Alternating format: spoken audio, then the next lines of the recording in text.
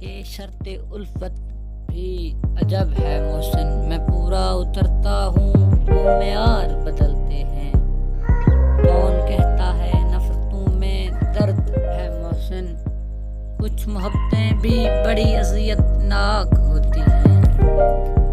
یہ تعلق بھی بہت خوب رہا کچھ دن، تو میرے نام سے منسوب رہا کچھ دن۔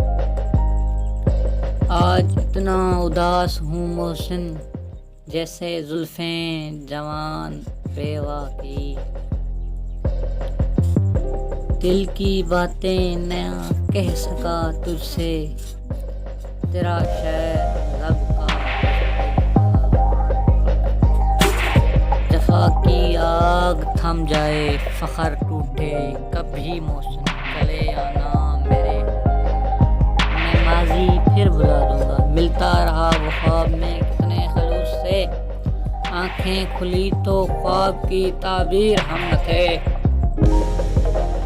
مجھ سے بچھڑ کے شہر میں گھل مل گیا وہ شخص، حالانکہ شہر بھر سے رقابت بھی اسے بھی تھی۔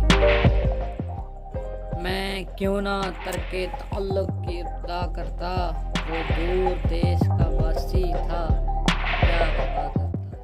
فاصلے بڑھ گئے اور کم وقت محبت ہوئی،